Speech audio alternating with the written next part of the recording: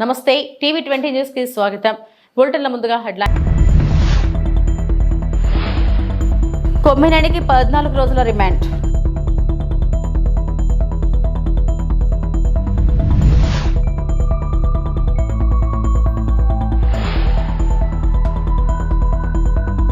బసవతారకం ఆసుపత్రిలో బాలకృష్ణ పుట్టినరోజు వేడుకలు.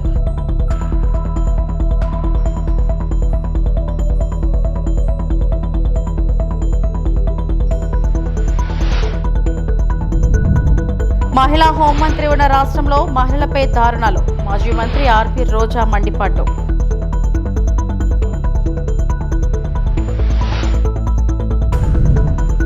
కేరళ తీరం వద్ద సింగపూర్ నౌకలో పేలుడు.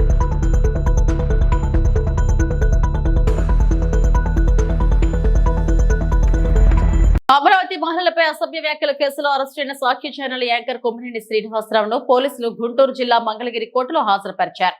కోర్టు ఆయనకు 14 రోజుల జ్యుడిషియల్ రిమాండ్ విధించింది. అనంతరం గుంటూరు జిల్లా జైలుకు ఆయనను తరలించారు. సోమవారం హైదరాబాద్ లో కొమ్మినేని అరెస్టు చేసిన విషయం తెలిసిందే.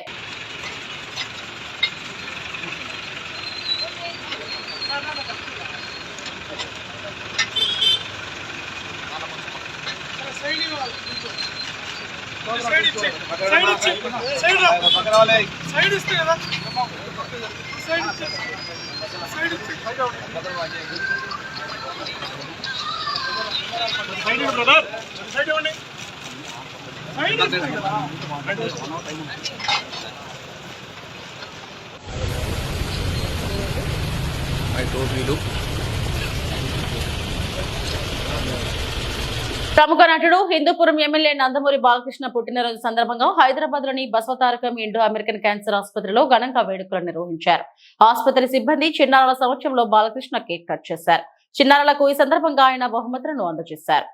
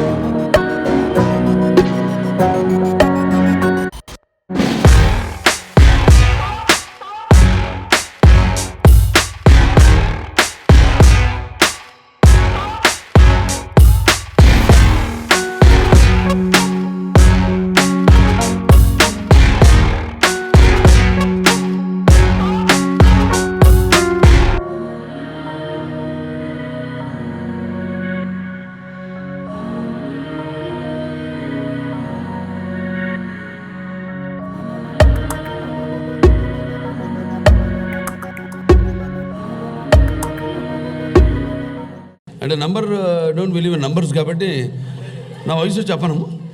అంటే ఎవరు తెలియంది కాదు. నా మొబైల్ నెంబర్ నుంచి కూడా అందరికీ ముందు ఒకటే, నాదంతా ఓపెన్ బుక్కే. సో నా గురించి ఏ రహస్యాలు ఏమి ఉండవు, అందరికి తెలిసిందే. నా ఈ జీవిత పయనంలో అడుగడుగున నేను వేసే ప్రతి అడుగు అందరికి తెలిసిందే. నేను ఒకసారి నాన్నగారు అడిగారు, ఎలా ఏం చేస్తున్నావు అన్నారు. ఇంటర్మీడియట్ అయిన తర్వాత అని అప్పుడు దిగారు బండి. ఏం లేదన్నా, ఇంకేం ఆలోచించలేదన్నా. మెడిసిన్ ఎంట్రన్స్ రాసావా అన్నారు. మెడిసినా? చిన్నప్పటి నుంచి ఈయనే కదా నన్ను ఎంకరేజ్ చేసింది. అందరితో మా బాలా హీరో అవుతాడు అది దాన్ని. మరి మెడిసిన్ అంటారేంటి నాకు అర్థం కాలే కాసేపు. సరే ఇంత పెద్ద గైడు అంటే అప్లై చేయమన్నారు. అప్లై చేశా. ఏ రోజైతే ఎగ్జామ్ ఉందో ఆ రోజు పొద్దున్న వరకు హాల్ టికెట్ రాలా, పోస్ట్ మ్యాన్ రాలా, ఇంకా రాదని కరెక్ట్గా వచ్చాడు. ఒక అరగంట ముందు ఎంట్రన్స్ టైంకి ముందు ఎగ్జామ్కి ముందు 10 నిమిషాల ముందు ఒక అరగంట ముందు వచ్చి హాల్ టికెట్ అని ఇచ్చాడు. అబ్బా నువ్వు ఎక్కడ రైడు రామేశ్వరం పోయినా శనీశ్వరం అన్నట్టు అది తీసుకుని ఇక తప్పలా వెళ్ళి ఎంట్రన్స్ ఎగ్జామ్ ఏం రాస్తాం, కళ్ళు మూసుకుని ఇది ABCDలు ఉంటాయి, అలా కళ్ళు మూసుకుని టక్కని పెట్టడం, ఏదో ఏది దేని మీద పెన్ను ఉంటే ఇదే అని రాసేసి అలా అలా అలా సరే సినిమాల్లో నటిస్తూ సింహ సినిమాలో ఒక డాక్టర్ క్యారెక్టర్ మొదటిసారి నేను జీవితంలో వేసింది. అనుకోకుండా అప్పుడే మన హాస్పిటల్కి నేను చైర్మన్ అవ్వడం జరిగింది, మేనేజింగ్ ట్రస్టీ అవ్వడం జరిగింది 65వ సంవత్సరంలో. ఈరోజు అడిగిండాను. మరి 64 సంవత్సరంలో నాకు ఈ పద్మవిభూషణ్ రావడం, అలాగే నేను ఇండస్ట్రీలో 50 సంవత్సరాలు పూర్తి చేసుకోవడం హీరోగా ప్రపంచంలో ఎవరు లేరు. ఆ ఘనత నాకు దక్కింది. అంటే అదంతా మా నాన్నగారు అమ్మగారి యొక్క కేరళ తీరంలో సింగపూర్ జెండా కలిగిన MV వ్యాన్ హై 503 నౌకలో మంటలు మరియు పేలుళ్లు కొనసాగుతున్నాయి. ఇండియన్ కోస్ట్ గార్డ్ ప్రకారం ప్రస్తుతం ఓడా మధ్యలో నుండి అకామిడేషన్ బ్లాక్ సమీపంలోని కంటైనర్ బే వరకు మంటలు కొనసాగుతున్నాయి. ఫార్వర్డ్ బే మంటలు అదుపులోకి ఉన్నప్పటికీ దట్టమైన పొగ ఒక సవాలుగా ఉంది. సముద్రంలో తప్పిపోయిన మరిన్ని కంటైనర్లతో ఓడరేవుకు ఇప్పుడు 10-15 డిగ్రీల దూరంలో జాబితా చేయబడింది.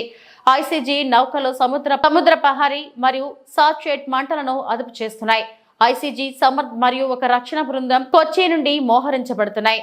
ప్రమాదకరమైన సరుకు మరిన్ని ప్రమాదాలను కలిగిస్తున్నందున కోస్ట్ గార్డ్ అధిక హెచ్చరికలో ఉంది.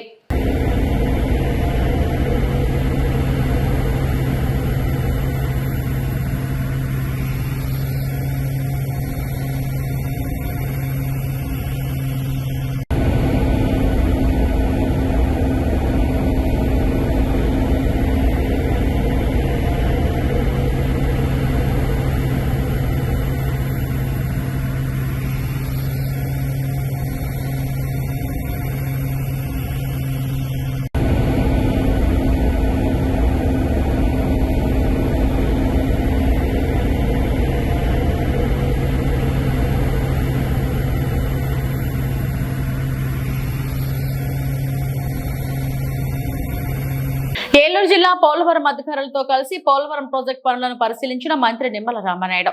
పోలవరం ప్రాజెక్టు పనులను ఇప్పటికే క్షేత్రస్థాయిలో ముఖ్యమంత్రి చంద్రబాబు 3 సార్లు పరిశీలించారు.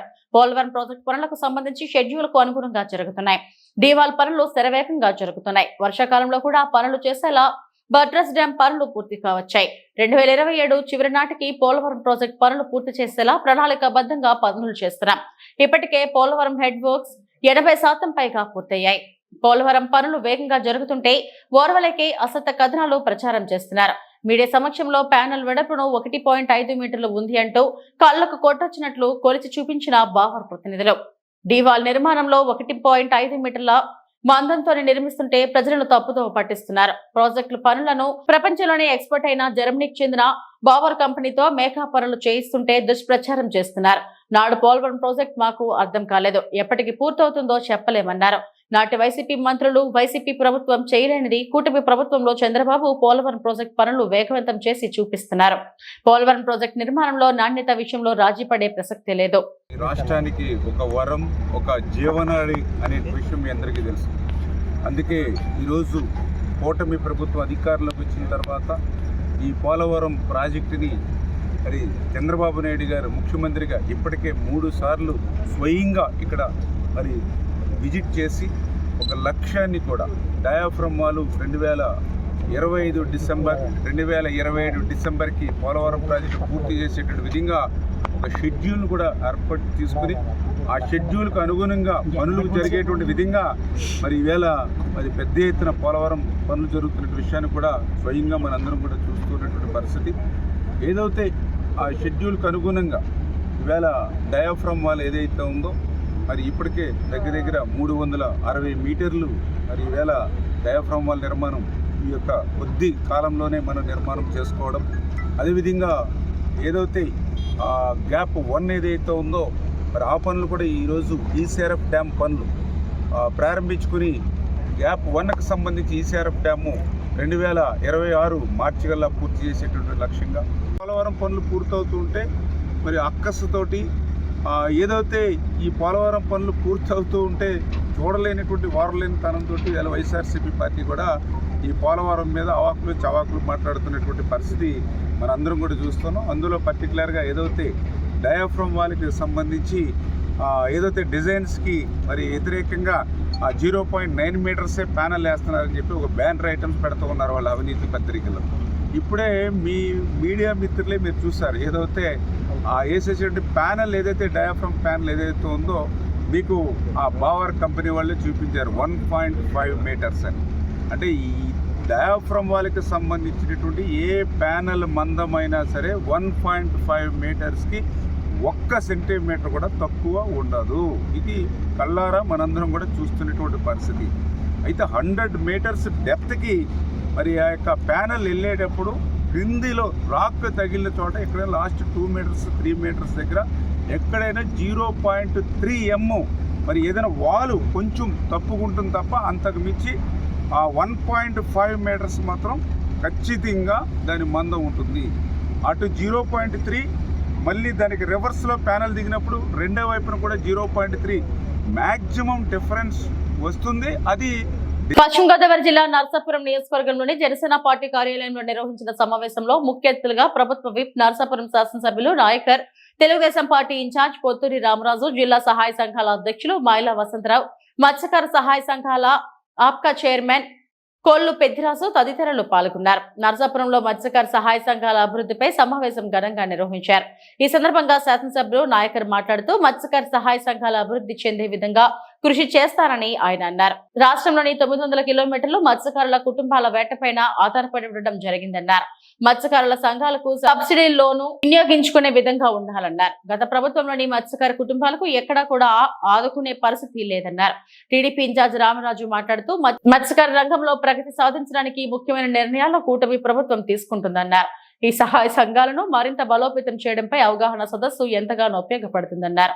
కార్యక్రమంలో మత్స్యకారుల సంక్షేమ సంఘం నాయకులు పాల్గొన్నారు. కాకుండా ఒక విప్పుగా కూడా ఇవ్వడం జరిగింది. కార్పొరేషన్ చైర్మన్ ఉన్నారు వివిధ రకాలుగా కూడా నియోజకవర్గంలో. అదేవిధంగా ఏదైతే ఈ ఫిషర్మెన్ సొసైటీ ఉందో ఈ ఆఫ్తాబ్ ద్వారా మరి నూతనంగా ఈ ఎన్డీఏ కూటమి ద్వారా మరి స్థానిక తెలుగుదేశం పార్టీ నాయకులు, సీనియర్ నాయకులు మరి కొల్లు పెద్దిరాజు గారిని రాష్ట్ర చైర్మన్గా అవకాశం కల్పించినటువంటి గౌరవ ముఖ్యమంత్రి చంద్రబాబు నాయుడు గారు, పవన్ కళ్యాణ్ గారికి కూడా మన నియోజకవర్గ ప్రజలందరి తరఫున కూడా నేను అభినందన తెలియజేస్తున్నాను. నేను నియోజకవర్గ ఫిషర్మెన్ సొసైటీ సభ్యులందరికీ కూడా నేను మీ అందరికి కూడా నేను అభినందన తెలియజేస్తున్నాను. నేను మీ అందరి సహకారంతో ఏదైతే మన జరిగిన ఎలక్షన్స్లో కూడా ఒక మంచి మెజార్టీని మీరు అందరూ కూడా కల్పించారు. మీ అందరికీ కూడా నేను ఎప్పుడూ కూడా రుణపడి నియోజకవర్గానికి అన్ని రకాలుగా కూడా అభివృద్ధి దిశగా ముందుకు వెళ్ళే విధంగానే నా ప్రయాణం ఉంటుందని చెప్పి సందర్భంగా మిమ్మల్ని అందరికీ మీకు తెలియజేయడం జరుగుతుంది. నేను కూడా ఒక అగ్నికుల క్షత్రియ సామాజిక వర్గానికి వ్యక్తి. నేను అంటే ఈ నర్సాపురం అనేది ఈస్ట్ వెస్ట్ గోదావరి కొన్ని ఏరియాలో ఒక అగ్నికుల క్షత్రియులుగా మనం ఉంటున్నాం. అంటే ఏదైతే మత్స్యకార సంఘాలు ఉన్నాయో దాదాపు 14-15 ఉపకులాలు ఉన్నాయి దీంట్లో. అంటే రాష్ట్ర ప్రభుత్వం కానీ కేంద్ర ప్రభుత్వం కానీ ఏదైతే ఈ 14-15 ఉపకులాలు ఉన్నాయో ప్రభుత్వం ద్వారా ఏ పథకాలు వచ్చినా సరే, ఏ స్కీమ్స్ ఏర్పాటు చేసినా ఒక మత్స్యకారులుగా భావించి ఈ పథకాలన్నింటిలో కూడా రాష్ట్ర వ్యాప్తంగా ఉన్నటువంటి దాదాపు 974 కిలోమీటర్ల సుదీర్ఘ తీర ప్రాంతంలో ఉన్నటువంటి మత్స్యకార సోదరులందరికీ కూడా అందే విధంగా మరి ఎన్డీఏ ప్రభుత్వం కానీ ప్రత్యేకంగా మోడీ గారు కూడా, కేంద్ర ప్రభుత్వం మోడీ గారు కూడా ప్రతి సందర్భంలోనూ ఏదైతే మత్స్యకారుల కోసం ఈ ప్రభుత్వం పూర్తిగా పనిచేస్తుందని చెప్పి మనం ఈ సందర్భంగా మాట్లాడుకోవాల్సిన అవసరం ఉంది. కేంద్రం నుంచి మోడీ గారు వివిధ రకాలైన పథకాలు ఇవాళ డిపార్ట్మెంట్ చెప్పిన అన్నీ కూడా పిఎంఎంఎస్వై ద్వారా ఏదైతే ప్రధానమంత్రి మత్స్య సంపద యోజన ద్వారా వచ్చే పథకాలు కూడా కొంత కేంద్ర ప్రభుత్వం ఇస్తే దాంట్లో కొంత భాగం రాష్ట్ర ప్రభుత్వం ఇచ్చే విధంగా ప్రతిదీ కూడా ప్రతి స్కీము కూడా మత్స్యకార సోదరులకు అందే విధంగానే ఈ స్కీమ్స్ ప్రతి గవర్నమెంట్లో కూడా ఎందుకు చెప్తున్నానంటే మోడీ గారి ప్రభుత్వం బీజేపీ ప్రభుత్వం ఎప్పుడు వచ్చినా సరే మత్స్యకారులకు పెద్దపీట వేస్తుంది. అదేవిధంగా గౌరవ ముఖ్యమంత్రి చంద్రబాబు నాయుడు గారు గతంలో ముఖ్యమంత్రిగా ఉన్నప్పుడు కూడా ఆయన గతంలో కూడా మనకు 3 సార్లు ముఖ్యమంత్రిగా చేశారు తెలుగు రాష్ట్రాలకి. మరి ఆ రోజున కూడా ప్రత్యేకంగా మత్స్యకార సోదరులు ఏదైతే ఉన్నారో వారందరికీ కూడా మరి ఆయన ముందుకెళ్ళిన సందర్భం మనం కూడా మాట్లాడుకోవాల్సిన అవసరం ఉంది. ఈ సంవత్సరం జూన్ 21వ తేదీన జరగనున్న 11వ అంతర్జాతీయ యోగా దినోత్సవం సందర్భంగా మన దేశ ప్రధాని శ్రీ నరేంద్ర మోడీ సమక్షంలో విశాఖ వేదికగా ప్రపంచమంతా తెలిసేలా ఎడ్యుకేషన్ డిపార్ట్మెంట్ నుండి సుమారు 2,50,000 మంది ప్రజలతో కామన్ యోగా ప్రోటోకాల్ నిర్వహించడం జరుగుతుందని, ఈ ప్రోగ్రామ్ కి మన విశాఖపట్నం జిల్లాలో ఉన్న college students, upper primary students అందరూ తప్పనిసరిగా ఇచ్చిన లింక్ ద్వారా యోగాంధ్ర రిజిస్ట్రేషన్ చేయించుకొని జూన్ 21వ తేదీన బీచ్ రోడ్లని ఏర్పాటు చేసిన కంపార్ట్మెంట్ లో కామన్ యోగా ప్రోటోకాల్ కార్యక్రమంలో పాల్గొనాలని విశాఖపట్నం జిల్లా కలెక్టర్ మరియు education secretary Andhra university seminar hall లో జరిగిన మీటింగ్ లో చెప్పడం జరిగింది. NCC volunteers. Secondly, NSS volunteers. NSS volunteers also are there in the schools, so in the colleges, so they can also be enrolled. దానికి గురించి ఈ రోజు AU NSS కోఆర్డినేటర్ తో మాట్లాడడం జరిగింది.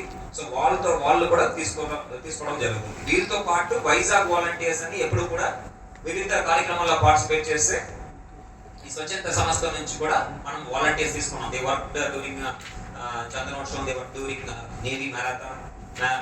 సో వాళ్ళు కూడా ఎన్రోల్ చేయడం జరుగుతుంది. వాళ్ళు రిజిస్ట్రేషన్ ముందుగానే వాళ్ళ పేరుతో రిజిస్ట్రేషన్ చేయడం జరుగుతుంది. So registration process is done primarily to know who are these people and they also needs to be trained. Volunteers just అక్కడ వెళ్ళి నిలబడడం కాదు, వాళ్ళకి వాళ్ళ యొక్క బాధ్యత ఏంటి, what is that the volunteer needs to do, step by step they have to be taught. So we will do virtual training, 1-2 rounds, minimum 2 rounds of virtual training and 1 round of physical training we are planning. Physical training will also happen in the AU engineering block. అక్కడ ముందుగానే మనము షామియానా వేయడం జరుగుతుంది, దాంట్లో training ఇవ్వడం జరుగుతుంది. ముందు రోజు వాళ్ళందరికీ శిక్షణ ఇంకొకసారి చెప్పి అక్కడ నుంచి బస్సెస్ ద్వారా వాళ్ళ కంపార్ట్మెంట్ లో డిప్లాయ్ చేయడం జరుగుతుంది. It's more like NCC camp and NSS camp where people come, they attend the briefing, take dinner and start the previous night and get deployed along with the police people who also are going to be deployed. So policemen, minimum 4 people will be there. నంద్యాలలో ప్రముఖ నటుడు మంచు మనోజ్ సందడి చేశారు. సతీమణి మౌనికతో కలిసి మూల పెద్దమ్మ అమ్మవారి జాతరకు హాజరయ్యారు. అమ్మవారిని దర్శించుకుని ప్రత్యేక పూజలు చేశారు. వారిని చూసేందుకు భారీగా అభిమానులు తరలివచ్చారు. వారికి మనోజ్ దంపతులు ఆత్మీయంగా అభివాదం చేశారు.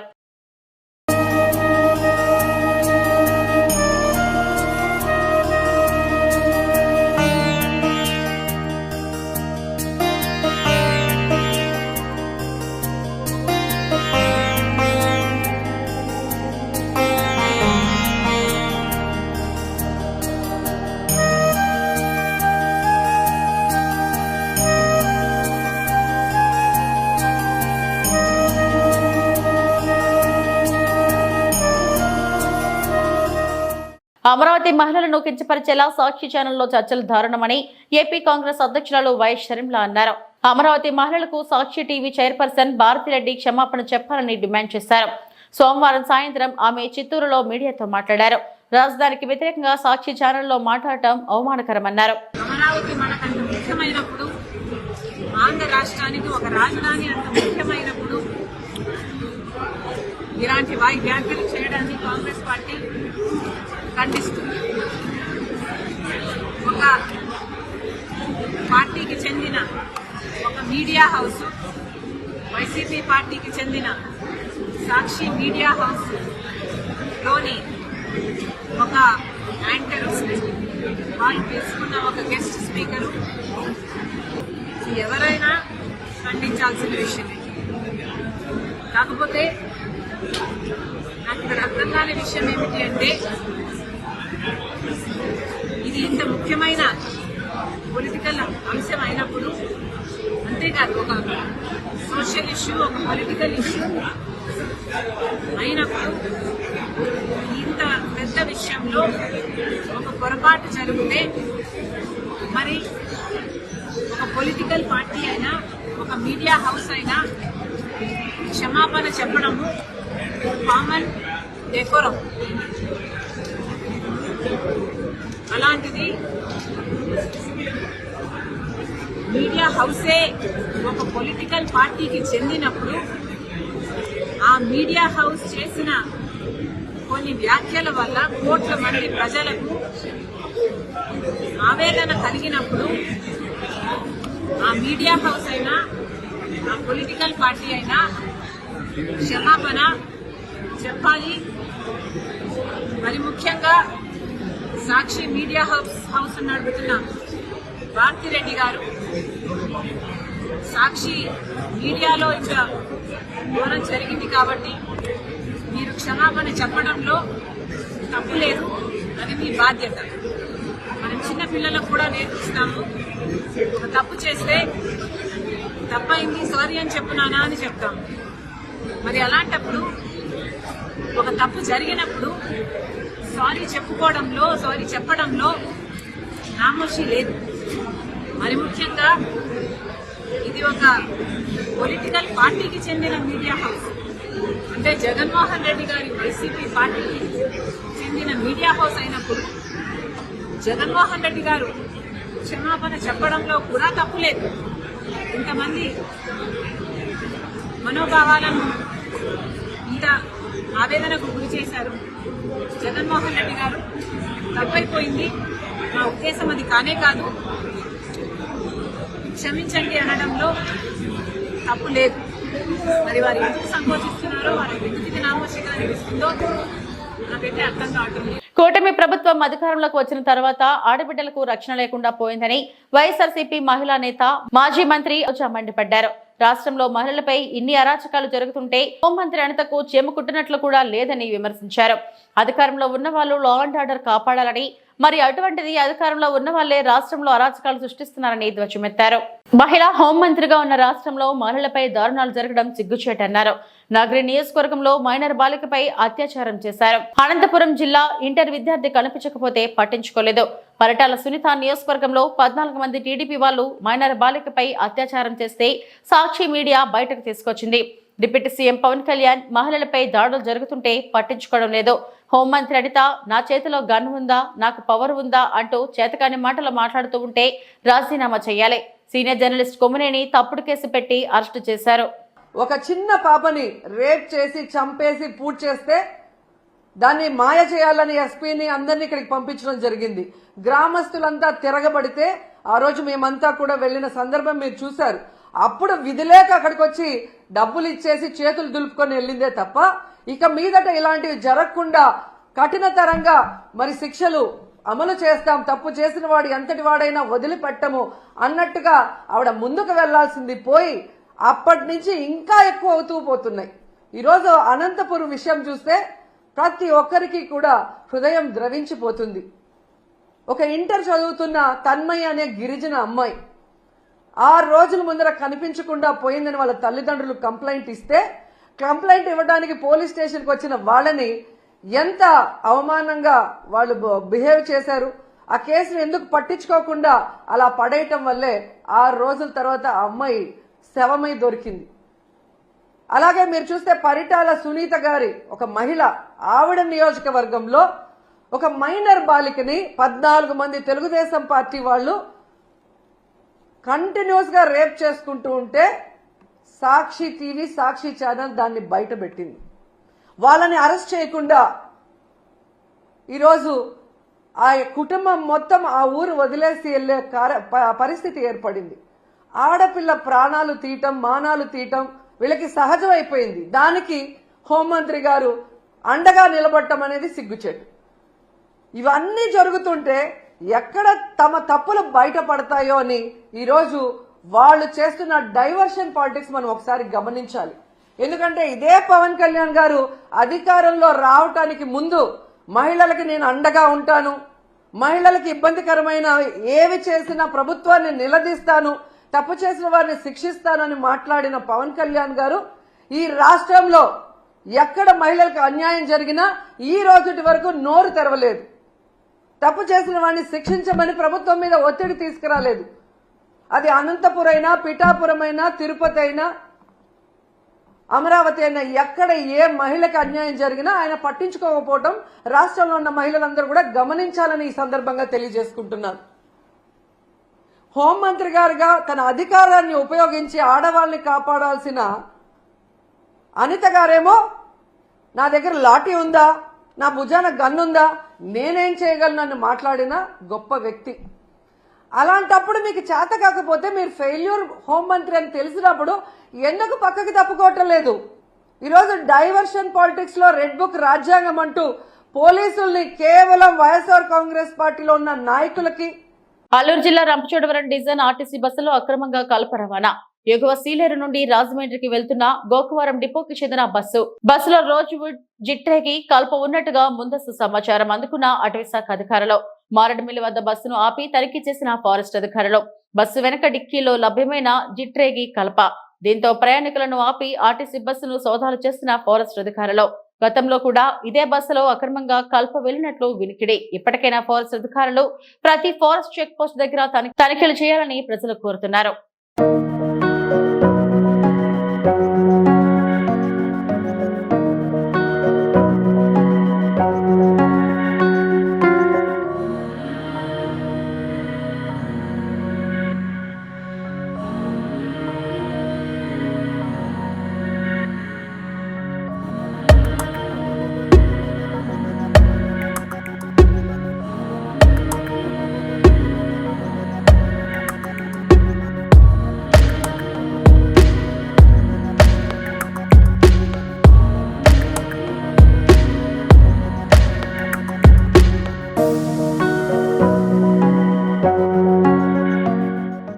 ఇవి ఇప్పటివరకు నా బులెటిన్ అప్డేట్స్. నమస్తే.